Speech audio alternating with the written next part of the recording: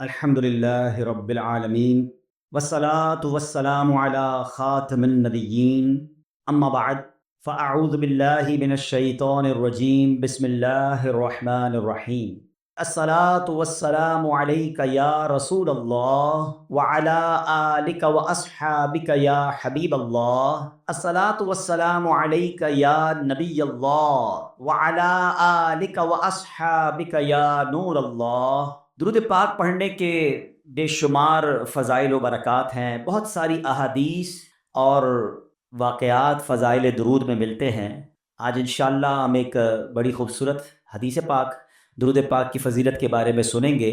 سرکار دو عالم صلی اللہ تعالیٰ علیہ وسلم کا فرمان عالی شان ہے، من صلی علیہ صلاۃ واحدۃ صلی اللہ علیہ عشرہ، جس نے مجھ پر ایک بار درود پاک پڑھا رب کریم اس پر اپنی 10 رحمتیں نازل فرماتا ہے۔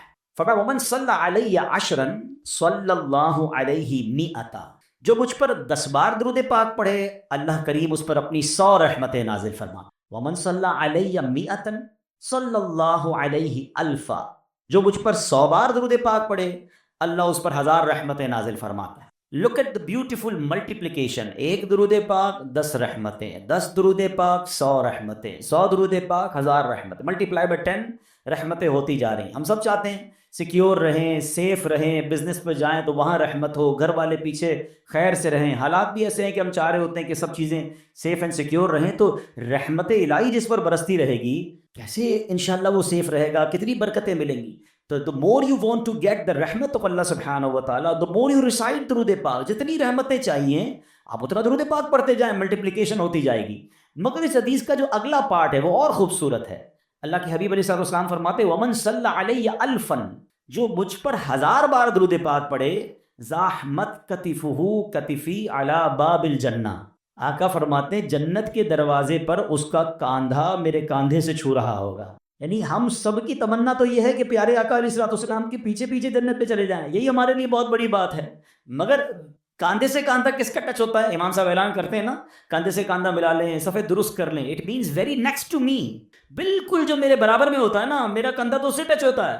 تو آقا کیا فرما رہے ہیں صلی اللہ تعالیٰ علیہ وسلم، 1000 بار درود پاک پڑھنے والے کا ڈور آف ہیون، جنت کے دروازے پر میرا کاندھا اس کے کاندھے سے چھو رہا ہو۔ کتنا کمال کا وظیفہ ہے۔ تو پلیز اپنی زندگی میں درود پاک کو شامل کیجئے۔ بہت سارے لوگ ملتے ہیں کہتے ہیں کوئی وظیفہ بتا دیں، کوئی سولیوشن بتا دیں، کوئی اچھا سا وظیفہ بتا دیں۔ سچی بات بتا کیا ہے؟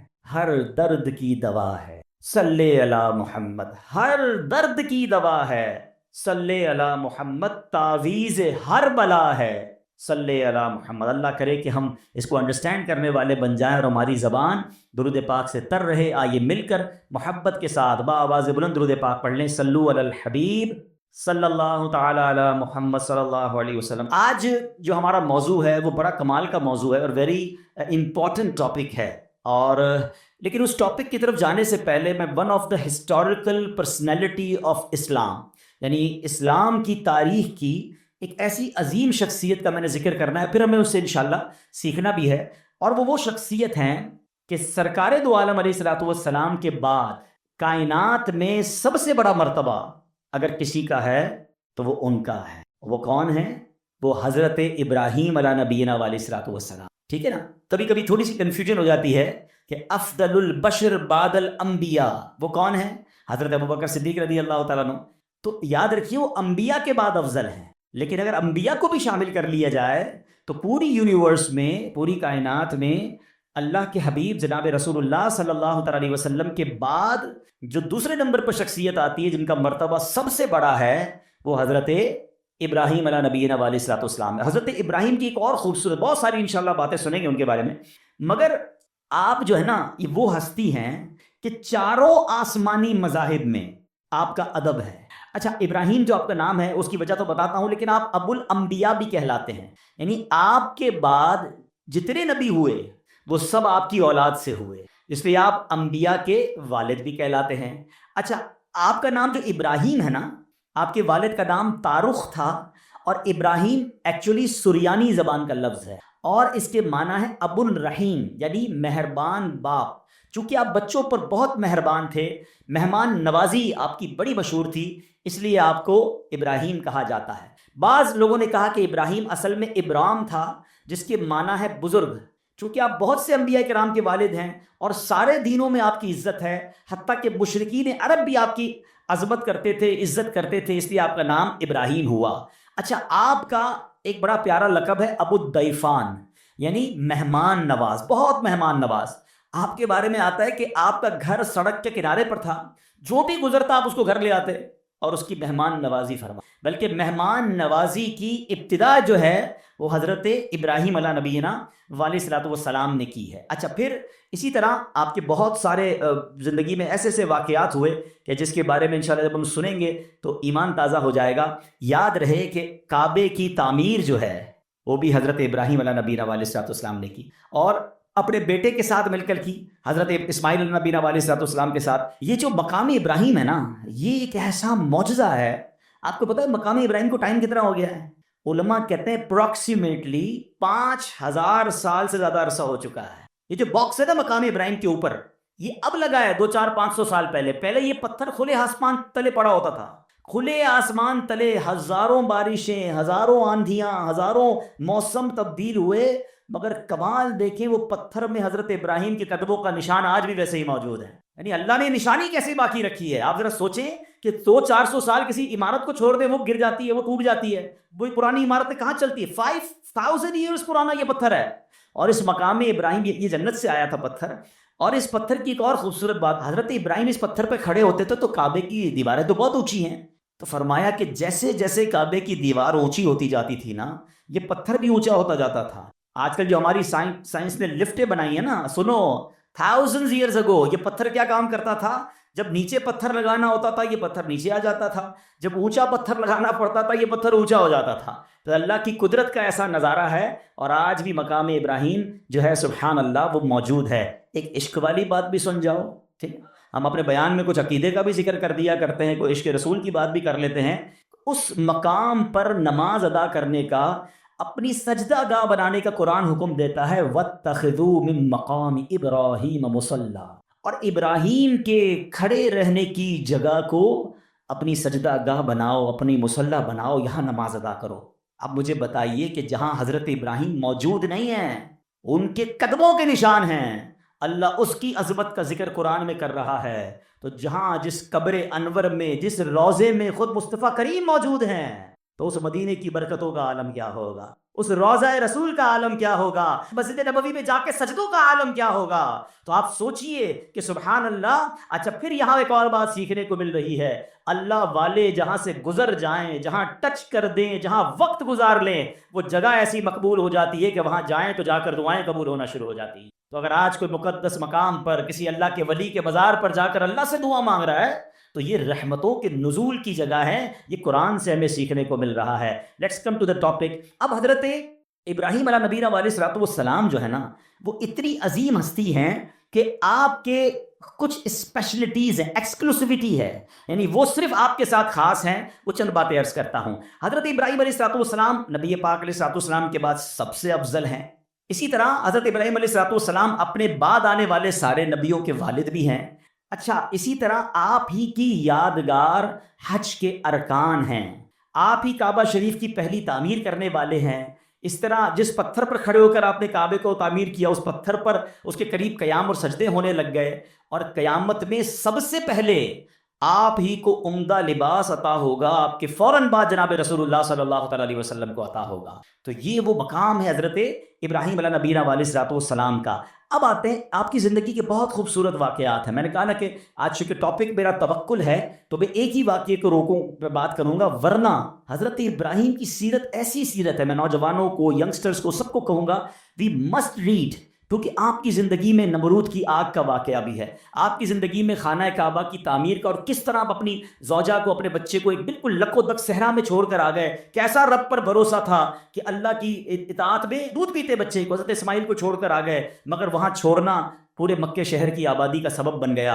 اور پھر آپ ہی کی زندگی میں وہ واقعہ بھی ہے کہ جس میں کیا ہوا تھا کہ آپ علیہ نبینا علیہ الصلوۃ والسلام کے ساتھ جو کعبے کی تعمیر ہوئی، آپ علیہ الصلوۃ والسلام کے ساتھ بہت سارے ایسے واقعات، وہ پرندوں کا ذبح کرنا بھی ہے، آپ علیہ الصلوۃ والسلام کے بہت سارے معجزات ہیں جو سننے اور دیکھنے کے قابل ہیں۔ اور پھر آپ کو جب خواب میں حکم دیا گیا کہ اپنے بیٹے کو ذبح کرو، تو آپ نے اپنے بیٹے کو ذبح کرنے میں بھی کسر نہ چھوڑی۔ یہ اللہ کے کیسے بندے تھے، ہر قربانی کے لیے ہر وقت تیار ہو جاتے تھے۔ آپ کو پتہ ہے حضرت ابراہیم کو اولاد کب ملی تھی؟ حضرت ابراہیم اللہ سے دعا کرتے تھے، اسمع یا ایل، اسمع یا ایل۔ اسمع لفظ ہے عربی کا، اسمع کے معنی ہوتے ہیں اللہ سن لے، ایل ہے عبرانی زبان کا لفظ۔ the meaning of L is پروردگار، اللہ، اے اللہ میری سن لے، مجھے بیٹا دے دے، مجھے اولاد دے دے۔ 99 ایئرس کی ایج میں جا کر حضرت ابراہیم کو حضرت اسماعیل عطا ہوئے ہیں۔ آپ ذرا سوچیں، دو باتیں سیکھنی ہے اس میں، مایوس نہیں ہوئے، پکارتے رہے ہیں۔ ہم تو 2-4 مہینے کوئی دعا کرے کام نہ ہو، بندہ کہتا دعا کا فائدہ ہی کوئی نہیں ہے۔ اچھا میری اور آپ کی حیثیت کیا ہے؟ وہ خلیل اللہ ہیں، اللہ کے دوست ہیں۔ 99 ایئرس کی دعا، کمال ہے نا۔ اس سے سیکھنے کو مل رہا ہے کہ دعا سے مایوس نہیں ہونا۔ اور دوسری بات یہ سیکھنی ہے کہ اللہ والوں کو آزمایا بھی جاتا ہے۔ ہاں آزمائشیں آتی ہیں، ان کو ٹیسٹ کیا جاتا ہے۔ ہماری دعا قبول نہ ہو، اللہ سے ہی بدزن ہو جاتے ہیں۔ توبہ توبہ، ایسا کبھی نہیں کرنا۔ اور دوسری بات، آج ہم میں سے کسی کو 5 10 15 سال کے گیپ کے بعد بچہ ہو جائے، یا اولاد ہی نہیں ہو رہی اور 10 سال بعد پہلی اولاد ہو، اس کو تو پیر زمین پہ نہیں لگنے دیتے، کتنا پیار دیتے، اس کو کیئر کرتے، بھائی بڑی مرادوں سے ملا ہے، 99 سال کی عمر میں بیٹا ملا ہے، اور حکم ہو رہا ہے اس بیٹے کو ہی ذبح کر۔ آپ امتحان کا لیول تو سوچو یار، امیجن نہیں کر سکتے۔ ہم میں سے آج تک کس کو یہ کہا گیا، اور آپ نے کوئی ہیلا بہانہ تلاش نہیں کیا، آپ تو چلے گئے۔ اور بیٹا بھی کہتا ہے ابا جان کیجیے جو رب کا حکم ہے، آپ نے چھری بھی پھرا دی، اپنا کام پورا کیا انہوں نے۔ وہ تو اللہ کی شان تھی کہ چھری نے حضرت اسماعیل کو کوئی نقصان نہ پہنچایا، اللہ نے جنتی مینڈا بھیج دیا، اور وہ ذبیح اللہ کہلائے حضرت اسماعیل نبی علیہ الصلوۃ والسلام۔ سیکھیں ان بزرگوں کی سیرت سے، کیا صبر تھا، کیا بھروسہ تھا، قربانی کے لیے ہر وقت تیار رہتے تھے۔ ہمیں چھوٹی سی قربانی دینی ہو تو ہم پیچھے بانٹ جاتے ہیں، کوئی نہ کوئی بہانہ تلاش کرتے ہیں۔ آئیے آج میں حضرت ابراہیم کا وہ واقعہ سنانا چاہتا ہوں جو ہمارے جو مین ٹاپک ہے اس کو کور بھی کرے گا، اور ہمیں بہت کچھ سیکھنے کو ملے گا۔ آپ کی ایج تھی ایک روایت کے مطابق 18 یا 20 سال۔ آپ جس ایریا میں رہتے تھے وہاں ہوتی تھی بت پرستی، لوگ بتوں کی پوجا کرتے تھے۔ آپ ان بتوں سے بڑے بیزار تھے، اب اللہ وحدہ لا شریک کی عبادت کرتے تھے۔ تو ہر سال اس علاقے میں، اس ولیج میں ایک میلہ ہوتا تھا، اس میں شراب پیتے تھے لوگ، ناچ گانے کرتے تھے، یا جو بھی ان کو خرافات کرنے ہوتے تھے۔ تو انہوں نے کہا کہ آپ بھی چلیں، حضرت ابراہیم کو بھی بلایا۔ آپ نے کہا میں نہیں جاتا، سارے گاؤں والے چلے گئے، آپ اکیلے اس گاؤں میں رہ گئے۔ آپ نے کہا یہ کدھر جاتے ہیں، بت خانے میں جا کر کیا کیا کرتے ہیں۔ آپ اس بت خانے کے اندر چلے گئے ہیں، جو بھی ان کا ٹیمپل کہہ لیں، مندر کہہ لیں، آپ اس کے اندر گئے۔ آپ نے دیکھا عجیب عجیب قسم کے بت بنے ہوئے ہیں، کوئی چھوٹا ہے کوئی بڑا ہے۔ آپ کو بڑا غصہ آیا، آپ نے کلاڑا لیا، کسی کا ہاتھ توڑا، کسی کا پیر توڑا، کسی کا ناک توڑا، کہ یہ اس کی عبادت کرتے ہیں۔ اور جو سب سے بڑا بت تھا اس کے کاندھے پر کلاڑی رکھ کر آپ باہر آ گئے۔ جب وہ سارے لوگ شرابیں پی کر عیاشیاں کر کر واپس آئے، تو جب اپنے ٹیمپل کے اندر گئے تو حیران ہو گئے کہ یہ بتوں کو کس نے توڑ دیا، ہمارے خداؤں کو کس نے ہاتھ پیر توڑ دیے۔ بڑا غضب، بڑا غصہ، ڈھونڈو کس نے کیا ہے؟ کہا ایک ہی نوجوان ہے جو ہمارے ساتھ نہیں چلا تھا، یہ اسی نے کیا ہوگا۔ حضرت ابراہیم علیہ نبینا علیہ السلام کو لائے اور کہا کہ یہ کس نے کیا ہے، آپ بتائیں۔ آپ نے بڑا لاجیکلی جواب دیا کہ انہی سے پوچھ لو نا، جو سب سے بڑا بت ہے اس سے پوچھ لو، دیکھو کاندھے پہ کلاڑا بھی اسی کے لگا ہوا ہے۔ تو وہ کہتے ہیں یہ تو جواب نہیں دیتے۔ اب ذرا دیکھیں لاجیکلی ڈیمونسٹریشن کیسا کیا، پریکٹیکلی کہتے ہیں نا کہ کچھ چیزیں پریکٹیکلی سمجھائی جاتی ہیں۔ آپ نے کہا اسی سے پوچھ لو نا جو سب سے بڑا ہے اور اس کی کاندھے پہ کلاڑا بھی رکھا ہے، یہ بتا دے گا کس نے توڑا ہے۔ تو وہ کہتے ہیں کہ یہ تو جواب نہیں دیتے۔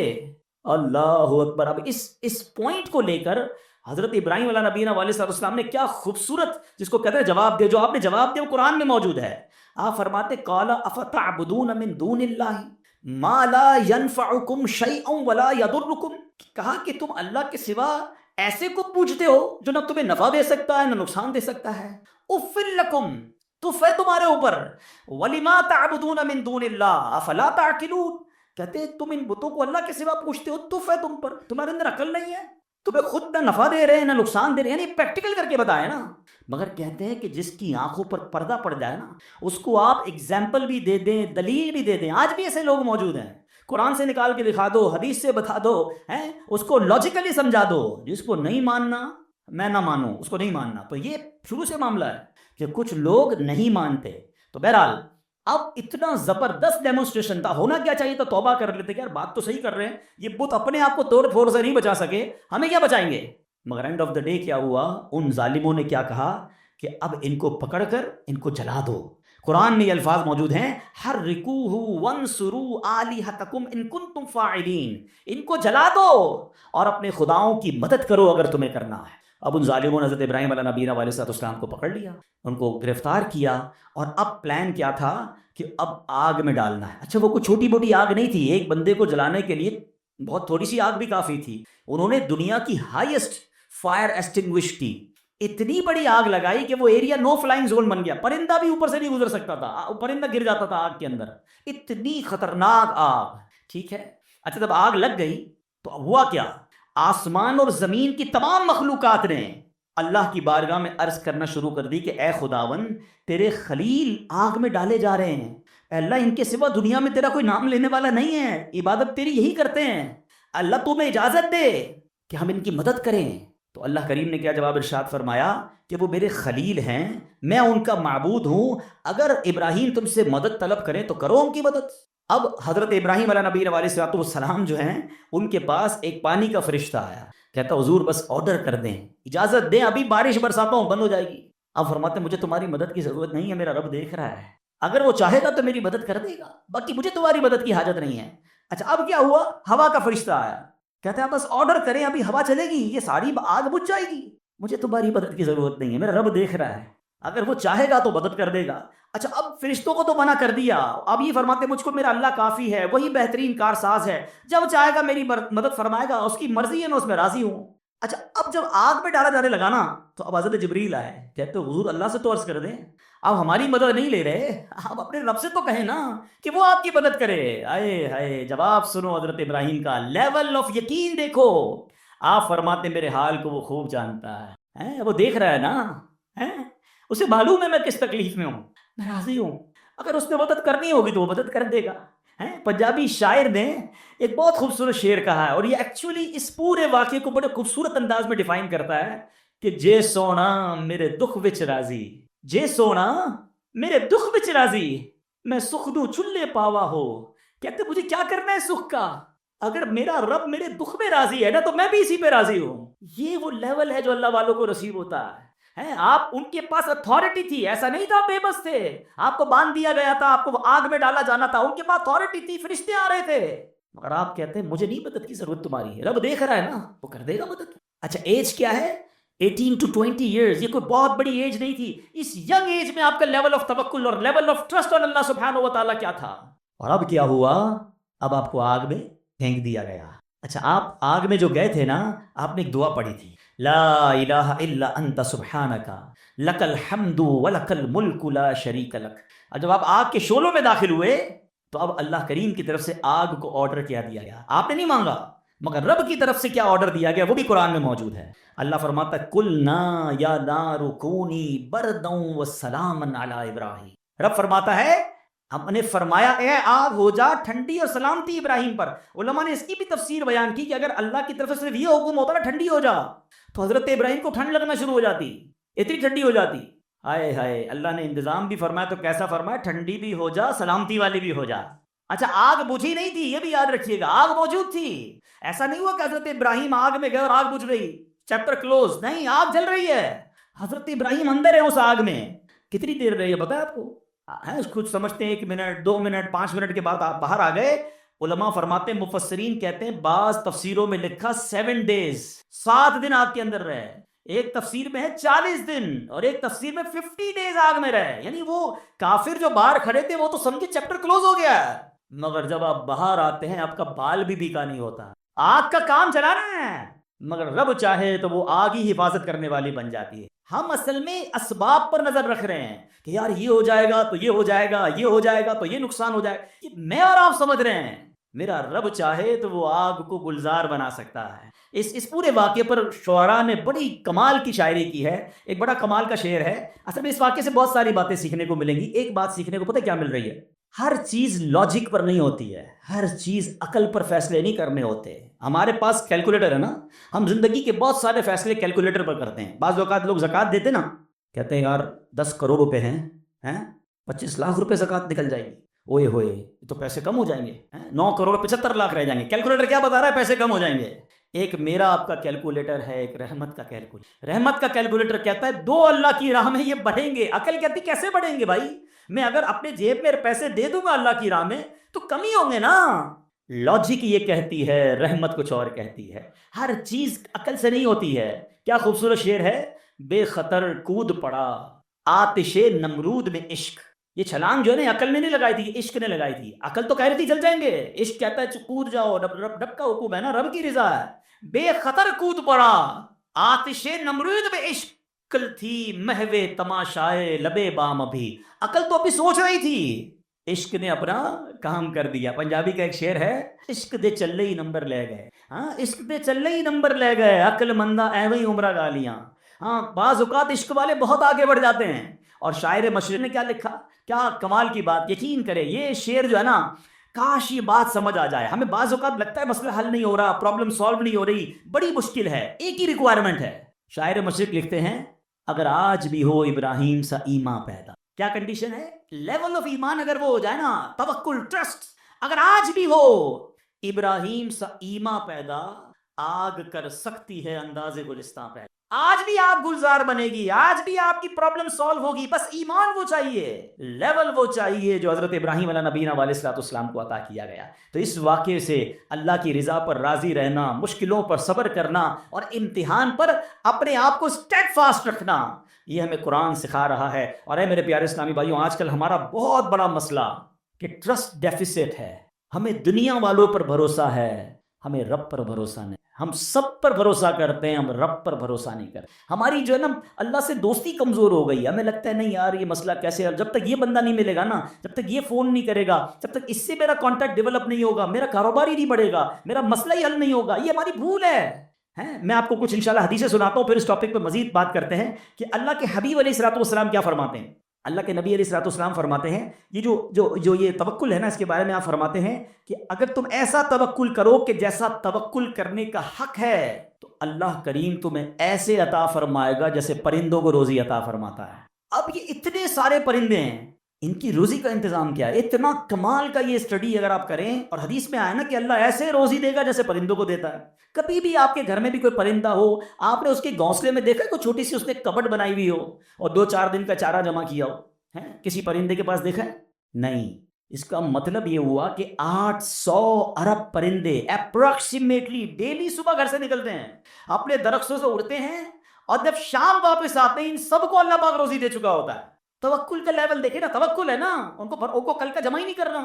ہمارے کبڈز بھرے ہیں، ہمارے اکاؤنٹس بھرے ہوئے، ہماری جیبوں میں پیسے، ہمارے اناج کے ڈبے کھولیں کچن میں تو کچھ نہ کچھ نکل آئے گا، مگر فکر ہی ختم نہیں ہوتی. کال کرو تھینو، پرسوں کیا ہوگا، 1 سال بعد کیا ہوگا، بچہ بڑا ہو جائے گا تو کیا ہوگا، یہ بوڑھا ہو جاؤں گا کیا ہوگا، میں مر جاؤں گا تو کیا ہوگا. ارے اللہ کے بندے، سارے کام ہمارے سوچنے کے ہیں ہی نہیں. جس رب نے پیدا کیا ہے مجھے، وہ مجھے دے رہا ہے. جس نے بچوں کو پیدا کیا اس کو بھی دے گا. بچی پیدا نہیں ہوتی، ہماری ٹینشن شروع ہو جاتی اس کی شادی کا کیا ہوگا. ارے بھائی ابھی تو پیدا ہوئی ہے، تو ابھی سے ٹینشن لینے شروع کر دی ہم نے.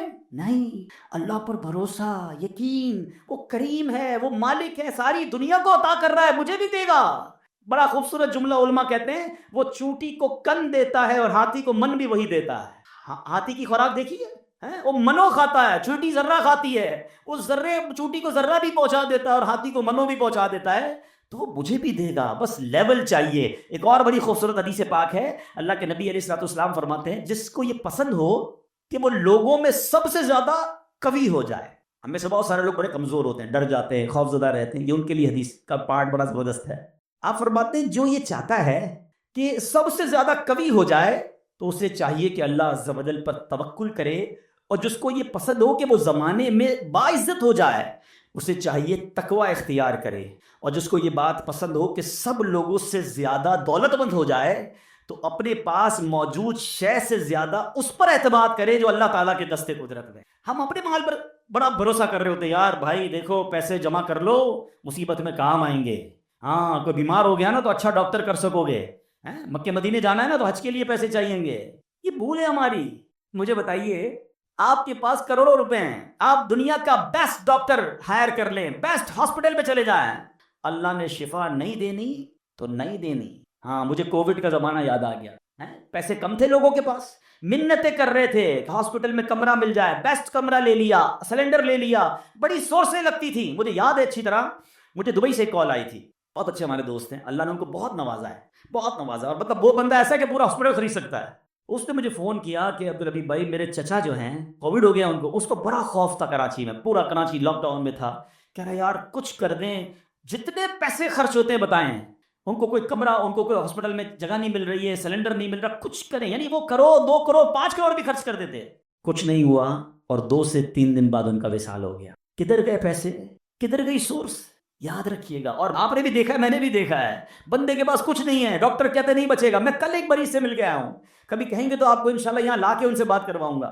مجھے کہتے میری رپورٹ میں نے ڈاکٹر کو دکھائی کہ 3 مہینے ہیں تمہارے پاس، 3 مہینے، کل رات میری ملاقات ہوئی، کہہ رہے اس بات کو 4 سال ہو گئے ہیں، میں انہوں نے اپنے روحانی علاج کچھ کیا، وظائف پڑھے، مجھے بتایا سارا، انہوں نے پورا سسٹم بتایا، میرا رب چاہے نا، انہوں نے کہا اس کے بعد میں نے کوئی بایوپسی نہیں کرے کہ لیور کینسر، کہہ رہے تمہیں ٹرانسپلانٹ کرا لو ورنہ 3 مہینے، کہتے نہ میں نے بایوپسی کرائی نہ میں نے کیمو کرائی، میں نے مجھے کچھ وظائف ملے، میں نے وہ وظائف کیے، اللہ نے مجھے، آپ کے سامنے بیٹھا میری محفل میں میرا بیان سن رہے تھے، جسے اللہ رکھے اسے کون چکے، تو یہ توکل ہے نا، یہ جو اسباب پر پاگل ہوئے ہیں نا ہم لوگ، اچھا لوگ کہتے ہیں پیسے ہوں گے نا خوش رہیں گے، یہ بھی بے وقوفی ہے۔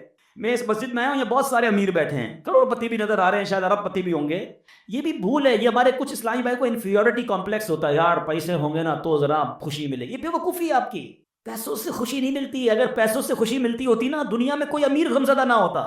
میں آپ کو بڑی عجیب بات کہنے جا رہا ہوں، بڑی تجربے کی بات کہنے جا رہا ہوں، دنیا میں جو ہے نا ہر کوئی سخی نہیں ہوتا، زندگی کی گاڑی مسائل کے پہیوں پر ہی چلتی ہے، امیر کے دکھ اور ہیں، غریب کے دکھ اور ہیں، ہاں مشہور آدمی کے دکھ، آپ کو کوئی مشہور لگتا ہے نا، اوئے ہوئے کیا فیم ہے بھائی، جدھر جاتا ہے لوگ جمع ہو، اس سے پوچھو وہ لائف کیسے گزار رہا ہے، اس کی ٹینشن اور ہیں، جس کو کوئی نہیں جانتا اس کی ٹینشن اور ہے۔ کاروبار کرنا چاہیے جناب، کاروبار میں بڑو مزو ہے، کاروباری کے دکھ اور ہیں، نوکری والے کے دکھ اور ہیں، تو یہ دنیا مسائل کے ساتھ ہی چلے گی، آپ کو اللہ کی رضا پر راضی رہنا ہے۔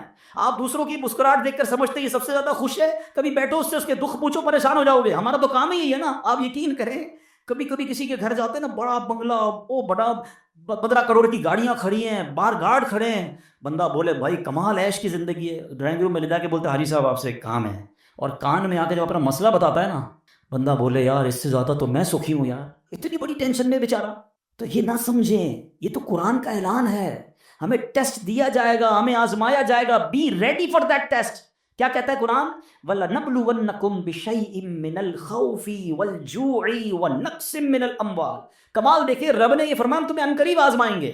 اچھا یہ نہیں کہا کہ آزمائیں گے کسی بھی چیز سے، لسٹ بھی دے دی ہے، کوسچن پیپر ڈکلیئر ہے، وَلَنَبْلُوَنَّكُمْ بِشَيْءٍ مِّنَ الْخَوْفِ، تمہیں خوف آئے گا، کبھی دشمن کا خوف آتا ہے، کبھی بدنامی کا خوف آتا ہے، کبھی لگتا ہے یار یہ چیز خراب ہو جائے گی، والجوع، تمہیں بھوک لگے گی، تمہارے پیسے کم ہو جائیں گے، غربت آ جائے گی، تو کیا فرمایا؟ نقص من الاموال، تمہارے مال کم ہو جائیں گے، شپمنٹ خراب ہو جائے گی، کوئی مال لوگے وہ مال بیکار ہو جائے گا، آپ کا آرڈر خراب ہو جائے گا، ہوتا ہے کاروبار میں۔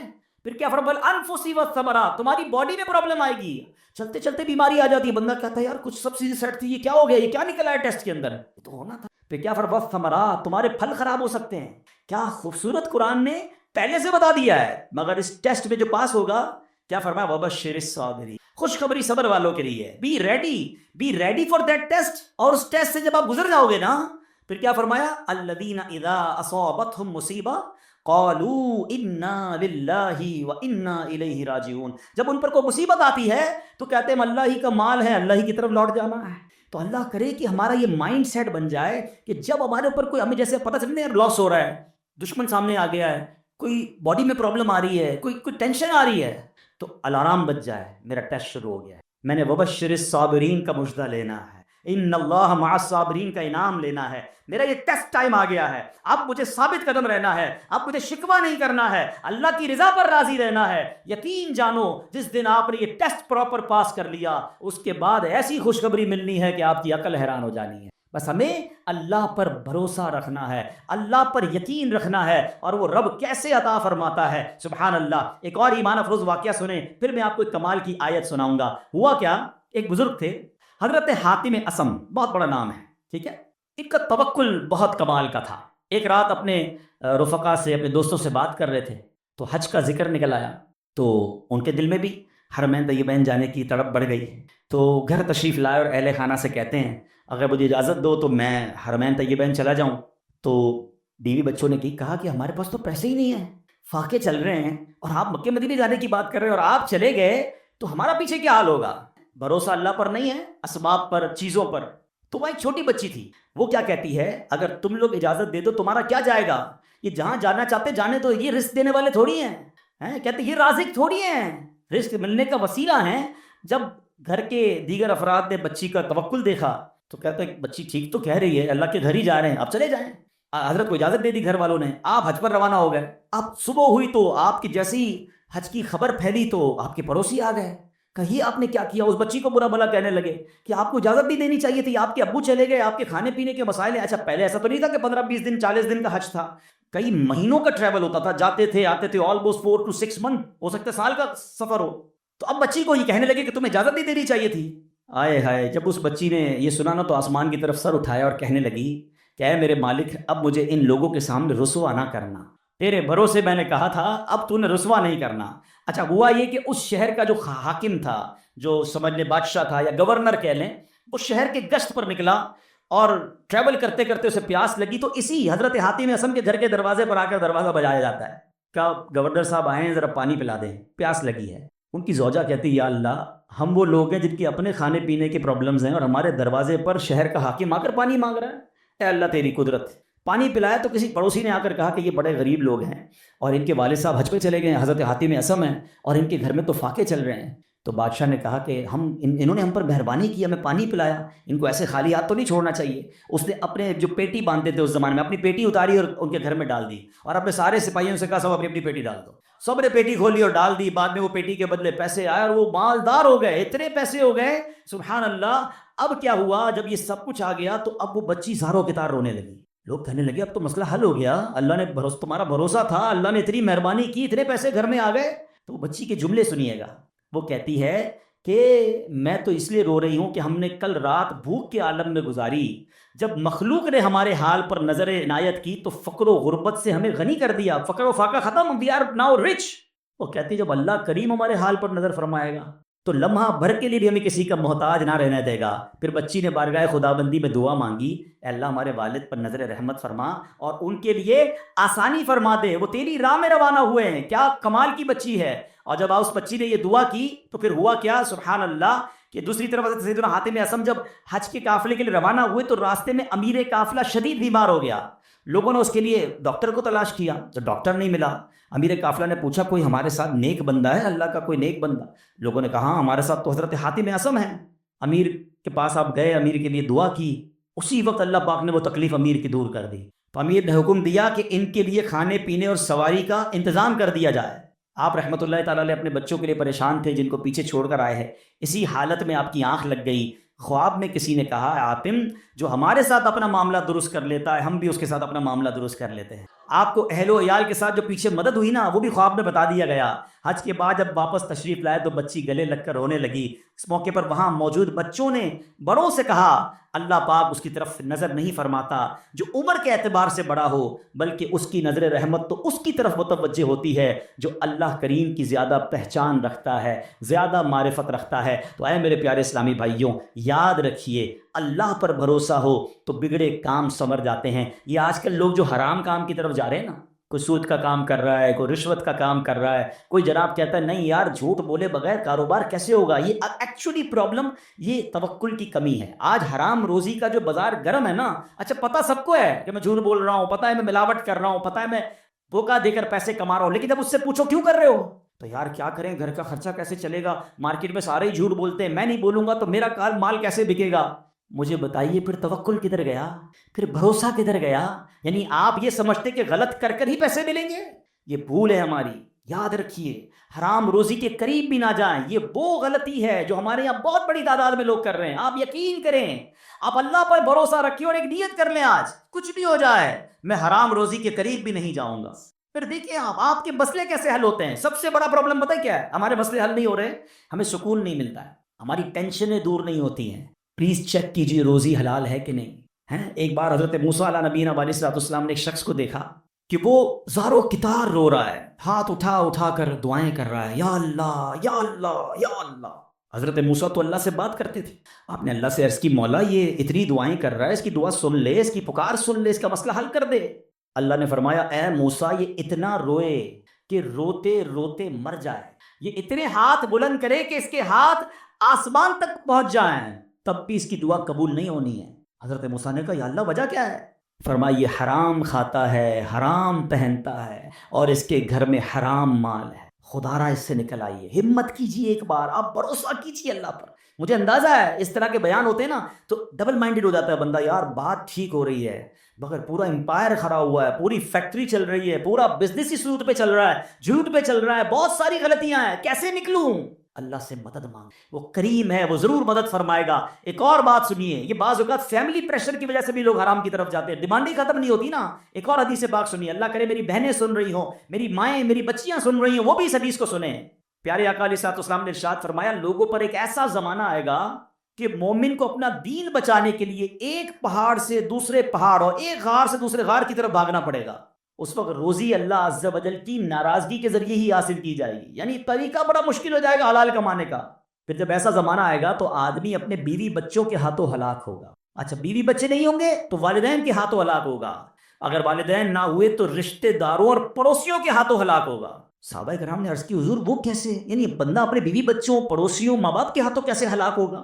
اب سنیے، اللہ کے حبیب علیہ الصلوۃ والسلام فرماتے وہ اسے اس کی تنگ دستی پر عار دلائیں گے، اس کی غربت پر اسے شرم دلائیں گے، اور تو اپنے آپ کو ہلاکت میں ڈالنے والے کاموں میں مصروف کر دے گا اور انہی کے ہاتھوں ہلاک ہوگا۔ یہی کہتے ہیں نا گھر والے تم نے کمایا ہی کیا، ابھی تک موٹر سائیکل پر ہو ہیں، ابھی تک جناب تم نے گھر کا فرنیچر چینج نہیں کیا، شادی ہو رہی ہے تم نے سونے کا زیور نہیں بنایا، گھر والوں کا پریشر، دوستوں کا پریشر، پڑوسیوں کے تانے۔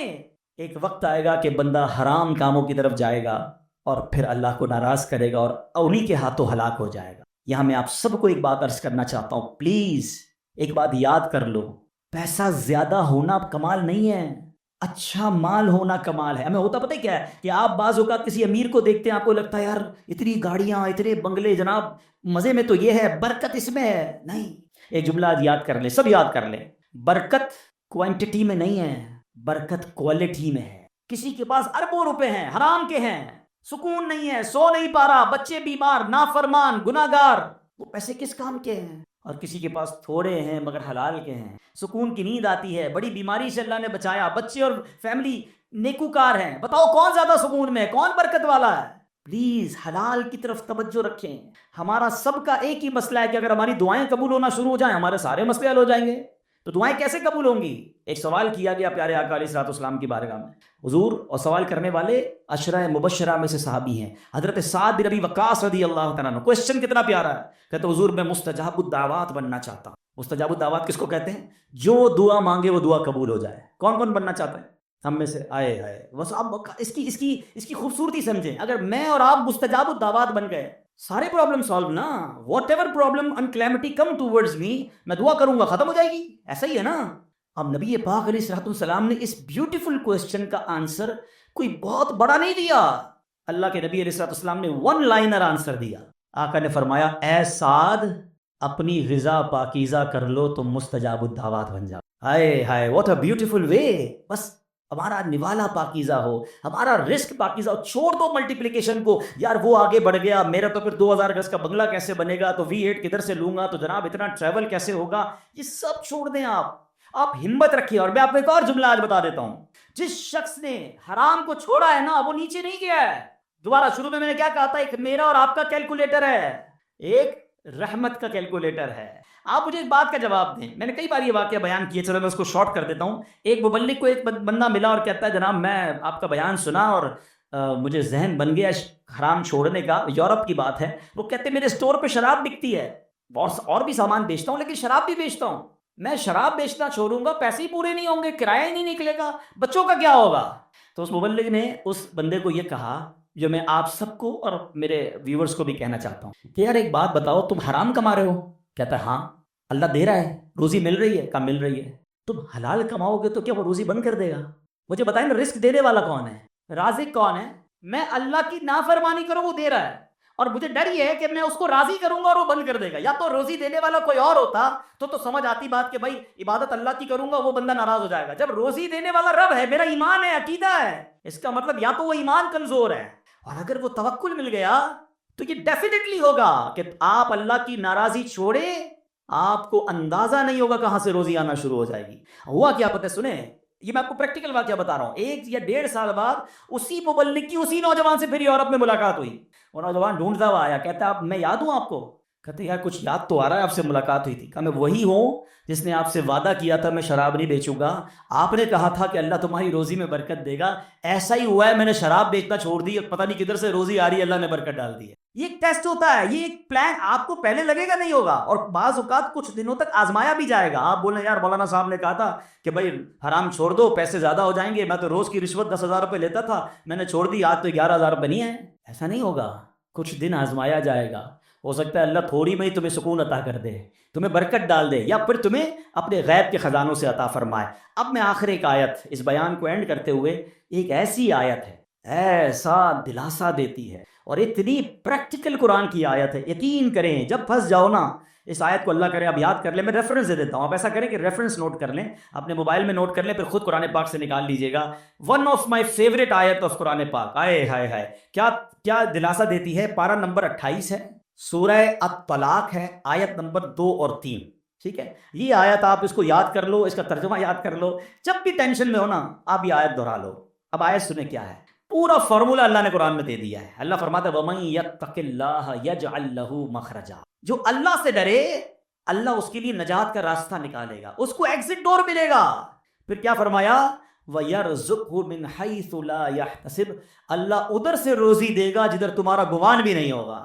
اچھا اب اس کو تھوڑا پریکٹیکلی کرتے ہیں. ٹھیک ہے, یہ سفید داڑھی والے بزرگ بیٹھے ہیں, مور دین 50 ایئرز جتنے بیٹھے نا, میں نے کبھی آپ سے بات نہیں کی ہوگی اس موضوع پر, مگر آج میں بہت عجیب سا دعویٰ کرنے جا رہا ہوں. جتنے یہاں 50 سال سے بڑی عمر کے بیٹھے یا 45 سے پلس ہے نا, اب میں جو جملہ کہنے جا رہا ہوں آپ سب سے پوچھ لیجئے گا, آپ کی زندگی میں ایک بار کم از کم, اس سے زیادہ بھی ہو سکتا ہے, ایک بار ایسا ضرور ہوا ہوگا کہ آپ کو لگا ہوگا یار بس اب ختم, پھنس گئے بھائی, بڑا معاملہ آ گیا ہے, اب نہیں نکل سکتا, ادھر سے نکلوں گا کیسے. اور آپ ایسے نکلے ہوگے کہ آج جب آپ سوچتے ہیں تو آپ حیران ہیں, یار میں اس پرابلم سے نکلا کیسے. کیلکولیٹر کہتا تھا قرضہ بہت ہو گیا ہے, نقصان بڑا ہو گیا ہے, پیسے پھنس گئے کہیں, کوئی پیسوں کا معاملہ ہوا ہوگا, کوئی بیماری کا معاملہ ہوا ہوگا, کوئی فیملی پرابلم ہوا ہوگا, مگر آج سوچتا ہوں تو حیران ہو جاتا ہوں ایسا ہوا ہے. سب کے کئی لوگوں کے سر ہل رہے ہیں. اس کا مطلب کیا ہے, جو اللہ سے ڈرے اللہ اس کے لیے نجات کا راستہ نکالتا ہے. وَيَرْزُقْهُ مِنْ حَيْثُ لَا يَحْتَسِبْ, اللہ ادھر سے روزی دیتا ہے جدھر تمہارا گمان بھی نہیں ہوتا. جو لوگ اس بھروسے سے ہٹ جاتے ہیں نا, دیکھیں واٹ از دا کانسیکوینسز, اگر ہم توکل کو چھوڑتے تو اس کا پتہ ہے پرابلم کیا ہوتا ہے. میں نے میرے بیان کا ٹاپک آج ہم نے اسی لیے رکھا توکل ضروری کیوں ہے. آج ڈپریشن بڑھ رہا ہے, آج سوسائڈز بڑھ رہے ہیں, آج لوگ جناب اللہ سے مایوسی کی باتیں کر رہے ہیں. کیوں, توکل ختم ہو گیا. توکل ایکچولی اینٹی ڈپریشن ہے. اگر آپ بھروسہ اللہ پر کر لینا, دنیا کی کوئی بھی چیز سامنے آ جائے. ہمیں کسی نے آگ میں نہیں ڈالا, حضرت ابراہیم کو تو آگ میں ڈالا نا. ایسے بہت سارے بدر کا واقعہ ہم نے سنا, 313 لوگوں کو کیا تھا جذبہ, توکل تھا کہ اللہ کے نبی ساتھ ہیں, ہم راضی ہیں, اور اللہ نے فرشتے بھیج دیے. تو ایکچولی یہ ڈپریشن سے نکلنا ہے, سوسائڈ کے خیال دماغ میں نہ آئے, تو ہمیں اسٹرانگلی اللہ پر بلیو کرنا ہوگا. یہ آیت بتا رہی ہے وَيَرْزُقْهُ مِنْ حَيْثُ لَا يَحْتَسِبْ, اللہ ادھر سے روزی دے گا ادھر تمہارا گمان بھی نہیں ہوگا. پھر اللہ آگے کیا فرماتا ہے, وَمَن يَتَوَكَّلْ عَلَى اللَّهِ فَهُوَ حَسْبُهُ, جو اللہ پر بھروسہ کرے اللہ اس کے لیے کافی. Actually this is the message of Quran. اللہ پر بھروسہ نہیں ہے تو آپ پریشان ہی رہیں گے, اور اللہ پر بھروسہ کر لیں پھر دیکھیں آپ کیسے نکلتے ہیں. ہم دنیا والوں کو اپنی پرابلمز بتاتے ہیں. میں آج آخر میں آپ کو ایک بات بتانا چاہتا ہوں, نہ بتایا کرو دنیا والوں کو اپنے مسائل. ہاں مت بات کیا کرو, کوئی کچھ کرتا بھی نہیں ہے اور کر سکتا بھی نہیں ہے. میری بیماری کون پور کر سکتا ہے, میرا پرابلم, کیونکہ سارے مسائل حل ہونے اللہ کی بارگاہ سے ہیں. دنیا والوں سے ہم بات کرتے ہیں نا, لوگ انجوائے کرتے ہیں, لوگ ہماری بات پر مزے لے رہے ہوتے ہیں, ہمارے سامنے نہیں کہتے, ہمارے بعد لوگوں کو بتاتے ہیں, آیا تھا میرے پاس, اس کا فلاں مسئلہ ہے, اس کا فلاں پرابلم ہے, ہاں بڑی بڑی باتیں کرتا ہے, یہ والے پرابلم میں. یعنی ہماری پرابلم سے دنیا والے انجوائے کر رہے ہوتے ہیں.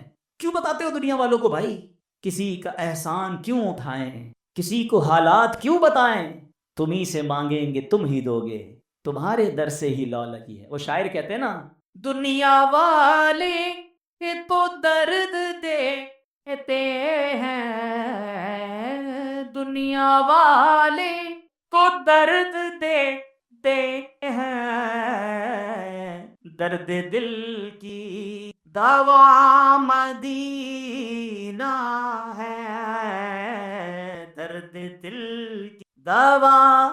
اور کیوں ہو مایوس ہے مریضو تم, کیوں ہو مایوس اے مریضو عزیزو تم آؤ دار شفا مدینہ ہے. تو ہمیں اللہ اور اس کے رسول کی طرف نظر رکھنی. ہم نے دنیا والوں کو نہیں بتانا ہے. تو ہمیں اللہ پر جب بھروسہ ہوگا نا، میں آپ کو مشورہ دیتا ہوں، آپ اللہ سے باتیں کیا کرو. مجھے ایک بات بتائیں، کبھی رات میں ایسا ہوا ہوگا آپ کے ساتھ کہ آپ بڑے دکھی ہوں گے، ٹینشن میں، نیند نہیں آئی ہوگی، بچپن میں خاص طور پہ یا جوانی میں، اور آنکھوں میں آنسو ہوں گے اور آپ اپنی والدہ کے پاس گئے ہوں گے نیند سے بیدار ہو کر، یا نیند نہیں آ رہی، اور ماں کو کہا ہوگا ماں میں بہت پریشان ہوں، پھنس گیا ہوں ماں، بیمار ہوں یا قرضے میں ہوں، واٹ ایور آپ کا پرابلم تھا. سچ بتاؤ ماں نے کیا کیا تھا؟ کروٹ بدل کر سو گئی تھی کہ بیٹا تو جان تیرا کام جانے؟ یا ماں بھی بے قرار ہو گئی تھی، ماں بھی اٹھ کر بیٹھ گئی، ماں نے سینے لگایا، اللہ سے دعائیں کرنا شروع کر دی. مجھے ایک بات بتاؤ، میں بستر سے اٹھ کر آنکھوں میں آنسو لیے جب ماں کے پاس گیا، اس ماں نے سینے لگایا. کبھی بستر سے اٹھ کر آنکھوں میں آنسو لے کر اللہ کے پاس جاؤ تو صحیح. میرا رب تو وہ ہے جس نے میری ماں کے دل میں ممتا بھی اسی نے ڈالی ہے. وہ کئی ماؤں سے زیادہ چاہنے والا ہے. ہمارا پرابلم یہ بات ہی نہیں کرتے اللہ سے، ہم سب سے بات کرتے ہیں. آپ اس کو ٹرائی کر کے دیکھ لیں، اور اللہ سے اپنی مادری زبان میں جس طرح بات کرنی ہے بات کریں نا. دنیا میں کسی بڑے آدمی، گورنر، وزیر اعظم، صدر سے بات کرنی اول تو ٹائم نہیں ملتا، نمبر نہیں ملتا، مل جائے تو سیکرٹری بولتا ہے صاحب بہت بیزی ہیں، 15 دن بعد موقع ملے گا. اچھا پھر ملاقات 5 منٹ کی ہوگی. کتنی کنڈیشن ہے یار. میں تو کہہ رہا ہوں خدا سے بات کرنی ہے، احکم الحاکمین سے بات کرنی ہے. کیسے ہوگی؟ پوچھو مولا علی سے. کہتے جب میرا جی چاہتا ہے میرا رب مجھ سے بات کرے، میں قرآن پڑھنے لگ جاتا ہوں، اور جب جی چاہتا ہے میں اللہ سے بات کروں، میں دعا کرنے لگ جاتا ہوں. کیا ٹو وے کانورزیشن ہے یار. نو بڈی بٹوین می اینڈ اللہ سبحانہ و تعالیٰ، نو سیکرٹری، نو ٹائم لمٹ. جتنی بات کرنی ہے کرو نا. ہاتھ اٹھاؤ اکیلے میں، کبھی کبھی تہجد میں بیٹھا کرو. یہ مسجد میں بھی آ کر نا کونا پکڑ لیا کرے، کبھی کبھی فوراً چلے جاتے ہیں لوگ، اور اللہ سے باتیں کریں. اے اللہ پریشان ہوں، اے اللہ بیمار ہوں، پھنس گیا ہوں مولا، کاروبار ٹھپ ہو گیا ہے، روزی کے مسائل ہیں، بیماری کے، جو آپ کے دل میں اللہ سے بات کرو. آپ یقین کرو وہ دینے والا ہے. وہ خود فرماتا ہے ادعونی استجب لکم، مانگو میں تمہیں عطا کروں گا. جس دن اللہ پر آپ کا بھروسہ بڑھ گیا نا، آپ کو دعا کا لطف آ جائے گا. اب اللہ سے پتہ ہے ایک اور بڑی پیاری قرآن پاک کی آیت کا جز ہے، وہ کیا ہے؟ وَأُفَوِّضُ أَمْرِي إِلَى اللَّهِ، میں اپنے سارے کام اپنے رب کے سپرد کرتا ہوں. ہم کہتے ہیں یار میں آج گیا تھا بھائی فلاں جگہ، فائل جمع کرا کے آیا ہوں، مسئلہ حل ہو جائے گا، بہت بڑی شخصیت کو دے کر آیا ہوں فائل. جب آپ یہ پڑھو گے نا تو دل سے آواز آئے گی فائل جمع کرا دی اللہ کی بات. وَأُفَوِّضُ أَمْرِي إِلَى اللَّهِ إِنَّ اللَّهَ بَصِيرٌ بِالْعِبَادِ، اللہ اپنے بندوں کو دیکھ رہا ہے. تو یہ دعا میں شامل کرے اس وظیفے کو، اپنے معاملات اللہ کے سپرد کرنا سیکھو. اب ایک وسوسہ، یار مولانا صاحب کہہ تو رہے ہیں دعا تو کرتا ہوں، مسئلہ حل ہی نہیں ہوتا. مکے جا کر بھی دعا کی، مدینے جا کر بھی دعا کی، فلاں مزار شریف پہ بھی کی، فلاں بزرگ سے بھی کروائی، 10 سال سے دعا کر رہا ہوں، مسئلہ تو حل ہی نہیں ہو رہا. آپ کہتے ہیں اللہ سے مانگو اللہ دے گا. اب شیطان ہے نا، کوئی نہ کوئی تو دماغ میں بات ڈالے گا. پہلے تو اللہ سے جب محبت کر لو گے نا، تو حضرت ابراہیم نے کیا کہا تھا؟ میرا رب دیکھ رہا ہے نا، جے سونا میرے دکھ وچ راضی، میں سکھ نو چلے پاوا ہوں. اللہ نے اگر میرے نصیب میں آزمائش رکھی ہے میں اس پر بھی راضی ہوں، کیونکہ بہت کچھ دیا ہے نا. حضرت رابعہ بصریہ رضی اللہ تعالیٰ عنہ کا ایک قول یاد آ گیا. ایک بندہ سر پہ پٹی باندھ کے جا رہا تھا. آپ نے دیکھا سر پہ پٹی بندھی، کیوں باندھی ہے پٹی؟ کہ سر میں درد ہے اس لیے پٹی باندھی ہے. آپ نے فرمایا کبھی صحت کی پٹی باندھی تھی؟ یہ جملہ بہت گہرا ہے، سمجھو اس کو. یعنی یہ آپ اللہ کی ولیاں ہیں نا، یہ اللہ والے نے ان کے نزدیک یہ بھی شکایت ہے کہ سارے شہر کو بتا رہے ہو کہ اللہ نے آج درد دیا ہے، ایک دن درد دیا تو تم پٹی باندھ کے گھوم رہے ہو. 29 دن صحت دی تو لوگوں کو بتایا اللہ نے کتنا دیا ہے. کبھی اس کو آپ نے کاؤنٹ کیا؟ کبھی تھوڑی دیر کے لیے دھوپ میں کھڑا کر دیا تو آپ باویلا کرنا ہم شروع کر دیتے ہیں. ساری زندگی چھاؤں میں رکھا. کبھی پرابلم آتی ہے، کبھی بیماری آتی ہے، باقی زندگی تو عیش کی ہے.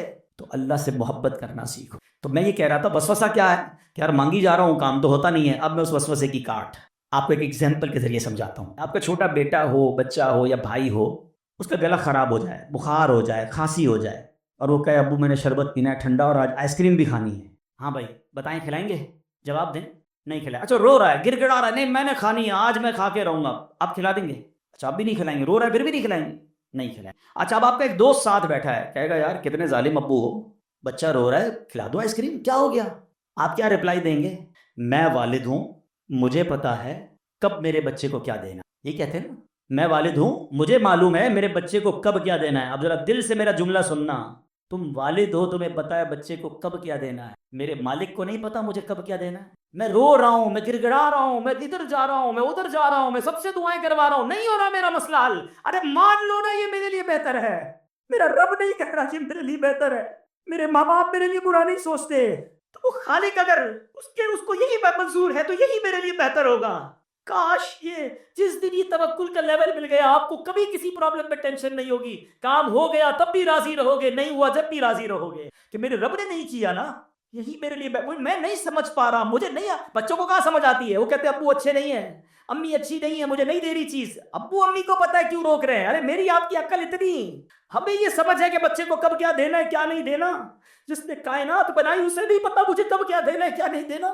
کچھ لوگوں کو مال علماء کہتے ہیں اس لیے نہیں دیا جاتا کہ وہ امیر ہو جائیں گے تو نافرمان ہو جائیں گے, ایمان سے ہاتھ دھو بیٹھیں گے. کچھ لوگوں کو غریب اس لیے نہیں بنایا جاتا کہ وہ غریب ہوں گے تو فقر و فاقہ کی وجہ سے اسلام سے چلے جائیں گے. اللہ کی دین ہے, اللہ کی مرضی ہے. وَتُعِزُّ مَن تَشَاءُ وَتُذِلُّ مَن تَشَاءُ. میں اور آپ ہوتے کون ہیں اعتراض کرنے والے کہ اس کو امیر کیوں بنایا, اس کو غریب کیوں بنایا, اس کو لمبا کیوں بنایا, اس کو چھوٹا کیوں بنایا. ارے رب کی مرضی, وہ خالق اور مالک ہے, ہم بندے ہیں, ہمارا کام ماننا ہے, ہمیں اس سے محبت کرنا ہے, ہمیں اس پر بھروسہ کرنا ہے. خدا کی قسم اگر آج میں اور آپ توکل کو پالیں زندگی گزارنا آسان ہو جائے گا. تو آج کے بیان میں یہ پیغام لے کر جاؤ کہ میں نے سب سے زیادہ اگر کسی سے محبت کرنی ہے تو اپنے مالک سے کرنی ہے, کیونکہ اس نے سب سے زیادہ عطائیں مجھے دی ہیں. ارے میں جب پیدا نہیں ہوا تھا جب سے مجھے نواز رہا ہے, میں ماں کے پیٹ میں تھا اس نے میرے ہاتھ پیر سلامت رکھے, مجھے لنگڑا پیدا نہیں کیا, مجھے بغیر ہاتھ کے پیدا نہیں کیا. کہ بچے نابینا پیدا نہیں ہوتے, یا دل کے سوراخ والے بچے پیدا نہیں ہوتے, میرے رب نے مجھے پورا پیدا فرمایا.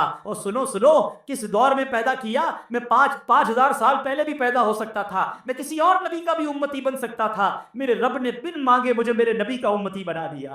یہ اس امت میں بنایا جس امت میں داخل ہونے کے لیے انبیاء تمنا کیا کرتے ہیں. یا رسول اللہ, آپ ذرا سوچیں کہ کس قدر ہم پر مہربانی ہے. یہ ہم نے مانگی تھی, میں نے اور آپ نے کیا پیدا ہونے سے پہلے دعا کی تھی, یا اللہ صحیح سلامت بنانا, اندھا مت بنانا, بہرا مت بنانا, گونگا مت بنانا, اے اللہ مجھے جو ہے وہ نبی پاک کا امتی بنانا. Nobody ask, ہمیں تو پتہ ہی نہیں تھا.